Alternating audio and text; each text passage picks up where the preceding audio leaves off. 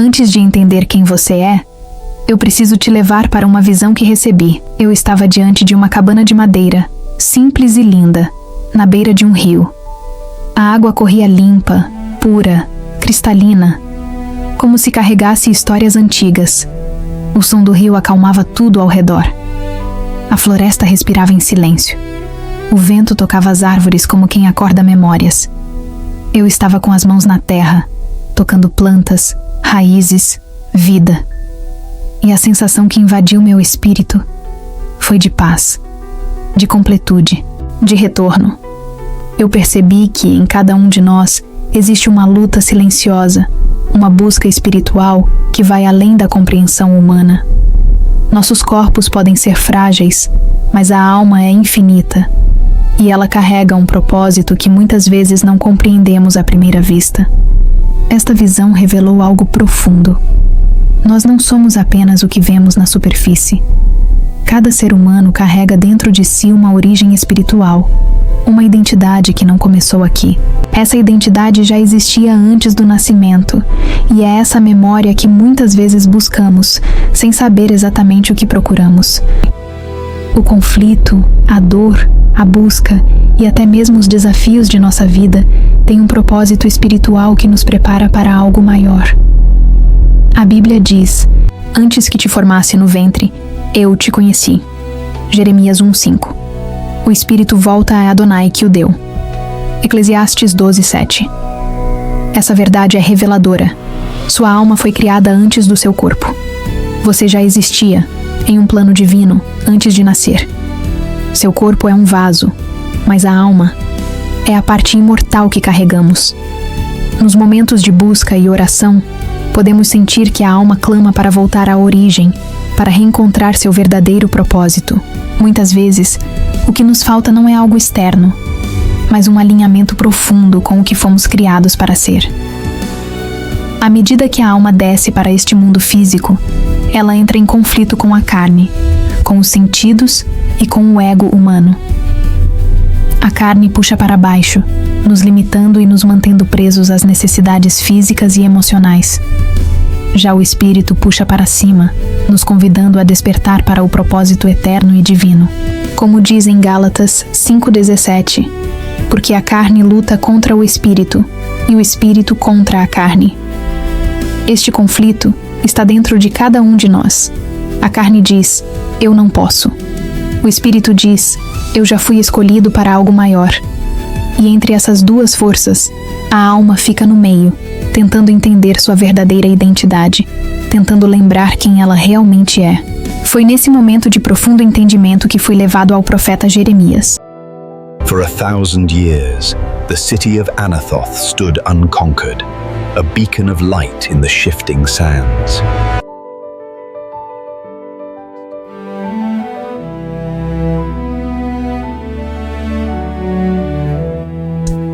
Eu vi, com clareza espiritual, como ele enfrentava a mesma luta interna. Jeremias, o homem escolhido para ser a voz de Adonai, mas que se via como inadequado para a missão. Ele, como muitos de nós, sentia-se insuficiente diante da grandeza do propósito de Adonai. Adonai permitiu que eu enxergasse as emoções de um dos profetas mais profundos e dolorosos da história. Através dessa visão, comecei a compreender que Jeremias não era apenas um profeta de palavras, mas um homem com emoções intensas, que lutava constantemente contra o medo e a solidão. Enquanto orava, pedia entendimento ao Eterno sobre as suas emoções. Queria entendê-lo como um homem, o que passou e qual foi seu caminho de cura. Porque, como todos nós, ele teve momentos de conflito interno. Ele foi escolhido para algo grande, mas não estava preparado para a dor, o abandono e a solidão profética. Mesmo assim, ele se levantou e cumpriu o propósito de Adonai para a sua vida. Para minha surpresa, começaram a vir as imagens. Eu podia sentir e ver o que ele sentia, e foi então que percebi que há um espaço entre o medo e a unção, entre o que sou e o meu chamado. A visão se intensificou. Eu vi Jeremias ajoelhado, com as mãos estendidas ao chão, palmas voltadas para cima. Ele estava em total rendição, como se estivesse recebendo a vontade de Adonai, mas também clamando por algo mais, algo que ele não sabia como alcançar. Essa jornada espiritual, através dos portais da alma, revelando a essência profética de um dos maiores mensageiros das Escrituras, desvenda as camadas mais profundas da identidade, emoções e propósito divino, guiando-nos através de símbolos celestiais e correções espirituais que transformaram sua alma. O profeta Jeremias tinha entrelado às suas emoções os elementos água e terra. A água representa as lágrimas proféticas e a purificação da alma. A terra simboliza o enraizamento na palavra e a firmeza diante das adversidades. A cor que predominava sua essência era azul celestial com marrom terra, pois o azul reflete a conexão com o divino, enquanto o marrom representa a humanidade e o chamado terreno. Na tradição hebraica, o nome Jeremias, Irmiav, Irmeial, carrega o significado Yahweh exalta, ou estabelecido por Yahweh. A soma numerológica das letras hebraicas de seu nome revela a chave profética do portal da lamentação transformadora. A letra hebraica central de sua jornada é Yod, I, representando a mão de Adonai que molda e forma, e Rei, H, simbolizando a respiração divina e a revelação. Juntas, estas letras revelam que Jeremias foi moldado pelas próprias mãos do Eterno para ser voz em tempos de silêncio. Antes que te formasse no ventre te conheci, e antes que saísses da madre te santifiquei. Às nações te dei por profeta. Jeremias 1:5. Enquanto orava, vi um homem magro, de joelhos, com as palmas voltadas para cima sobre o chão, abatido. Sob ele, águas puras e límpidas correm rasas. Esta imagem revela a postura de total rendição e vulnerabilidade diante do Eterno, onde a humilhação precede a exaltação. Logo em seguida vi um chefe de tribo, um líder de cabelos longos, pretos e lisos, vestindo couro marrom, parado olhando para o norte. Simboliza a liderança espiritual, o guia que observa o horizonte de onde viria o julgamento, apontando para o norte, região de onde viria a Babilônia. Num instante a cena me doe, um animal enorme com boca e dentes de leão, presas grandes e sangue na boca. Representa os inimigos espirituais, as nações que devoram o povo de Adonai e as forças de oposição que o profeta enfrentaria. Minutos depois, uma mão brincando com a barriga de um bebê feliz que batia as mãos e ria, enquanto o homem tinha um talite na cabeça. Esta cena revelava a ternura paternal de Adonai, a alegria da criança escolhida antes de nascer e a cobertura sagrada da oração. As águas límpidas sob o homem ajoelhado revelam a verdadeira identidade do profeta, transparente, pura, mas rasa, não por falta de profundidade espiritual, mas pela vulnerabilidade exposta diante do Eterno. Estas águas refletem a alma que não esconde nada do Criador. Jeremias se via como insuficiente, jovem demais, incapaz de falar. Sua identidade estava ancorada não em suas próprias forças, mas na fragilidade que se tornou recipiente da força divina. Ele era o vaso quebrantado que continha o óleo da unção profética. Sua identidade não estava em quem ele achava que era, mas em quem o Eterno declarou que ele seria. A correção divina na vida de Jeremias vem através da aceitação da identidade divina, não da identidade construída pelo ego ou pelas circunstâncias. O profeta precisava deixar que as águas transparentes de sua alma refletissem apenas a glória de Yahweh, não suas próprias inseguranças. Então disse eu: Ah, Eterno, eis que não sei falar, porque não passo de uma criança. Mas o Yahweh me disse: Não digas, eu sou uma criança, porque a todos a quem eu te enviar, irás, e tudo quanto te mandar, falarás. Jeremias 1:6-7. As emoções e pensamentos do profeta eram intensas. Por isso, o símbolo das palmas voltas para cima. As mãos abertas representam total rendição, mas também o vazio que clama para ser preenchido. Jeremias sentia o peso esmagador da rejeição, da solidão profética, do lamento por um povo que não ouvia suas emoções Eram como ondas que ora o afogavam em tristeza, ora o elevavam em júbilo na presença de Adonai. E percebi a correção dessas emoções quando escreveu: Bendito o homem que confia no Senhor, e cuja esperança é o Senhor.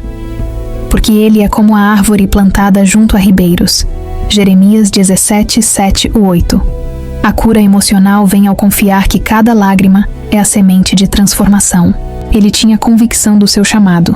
A visão da besta com dentes de leão representa os pensamentos invasivos de medo, as crenças limitantes sobre seu próprio fracasso profético e a constante ameaça de ser devorado pelas circunstâncias.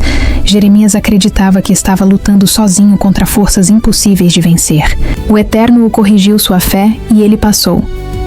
Não temas diante deles, porque eu sou contigo para te livrar, diz o Senhor. Jeremias 1:8. A transformação mental acontece quando o profeta reconhece que a besta já foi vencida pelo leão de Judá. Seus pensamentos devem ser cativos à verdade que Adonai é maior que qualquer oposição. Essa convicção restaurada o ajudou a expressar seu chamado. Vi isso no símbolo do chefe, olhando para o norte. Este líder silencioso, com cabelos longos e vestes de couro, representa a comunicação profética.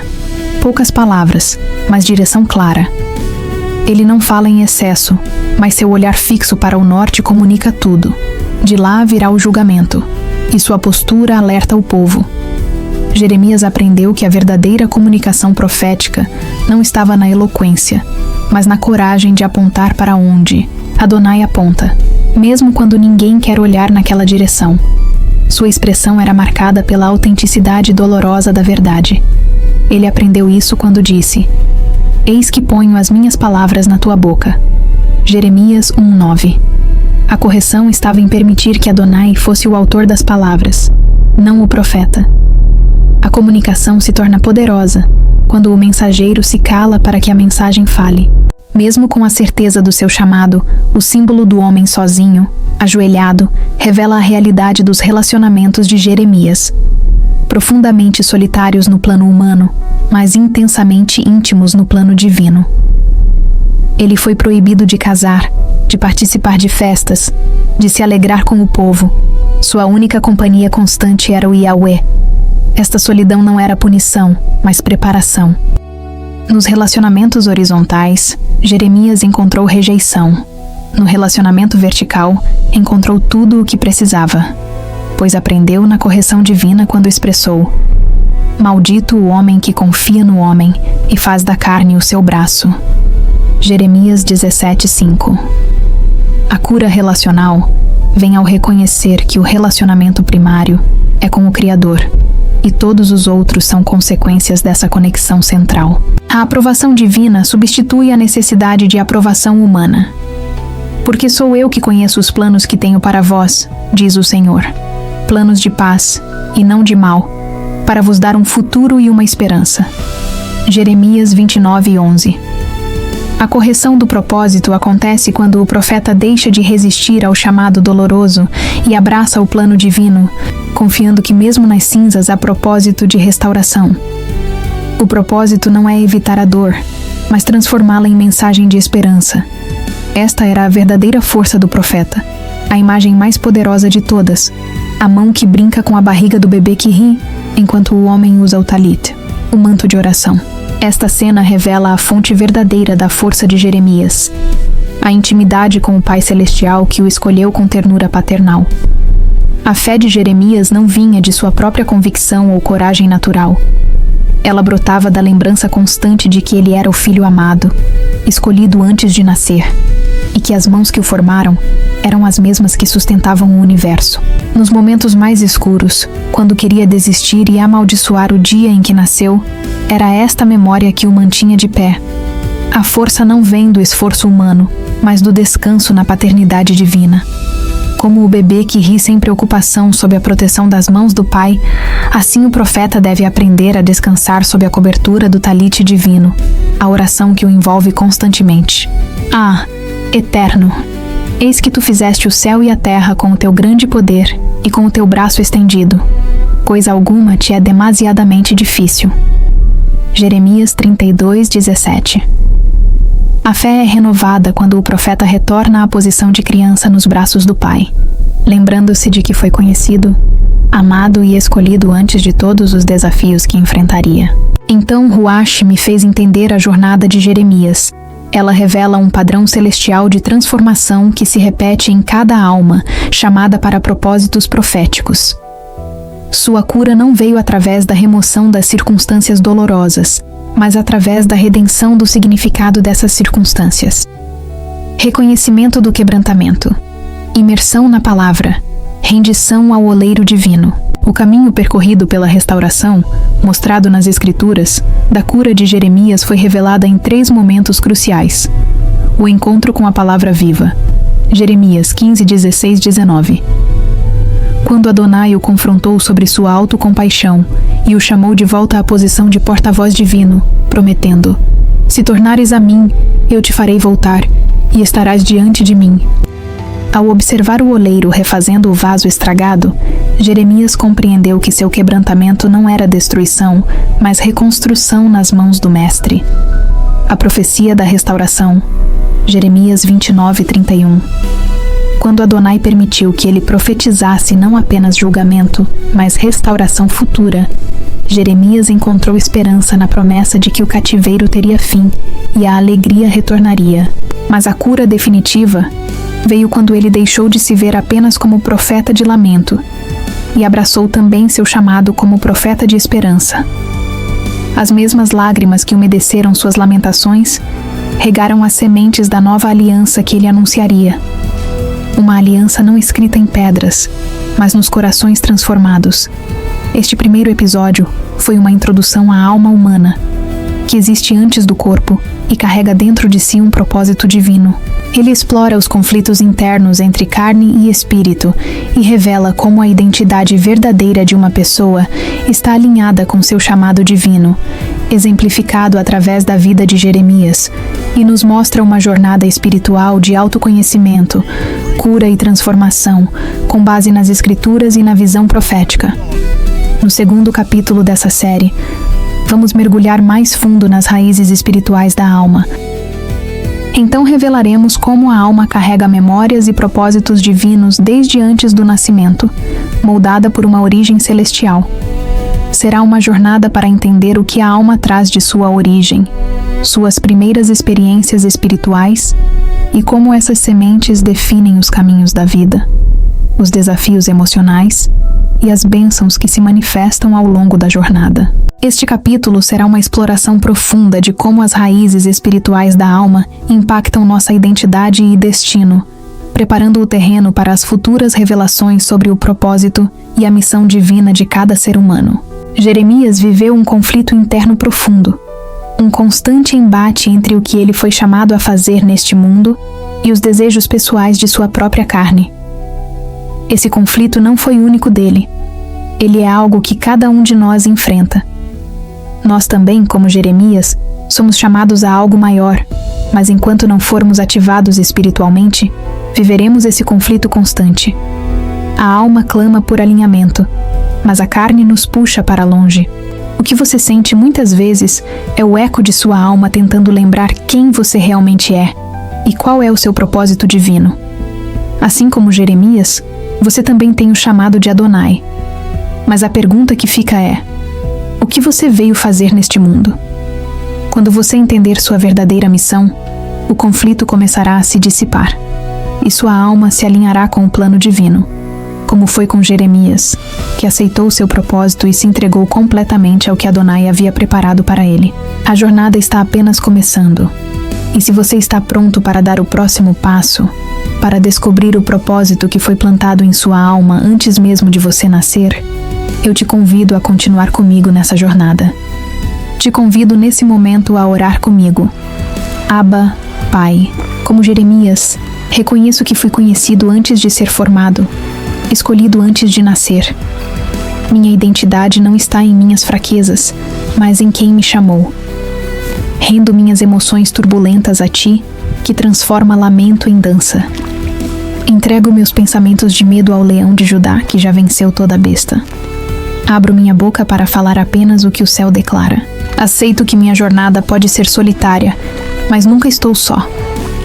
Abraço meu propósito de arrancar mentiras e plantar verdades. E descanso minha fé, não em minha força, mas nas mãos paternas que me sustentam com amor eterno. Em nome de Yeshua, amém.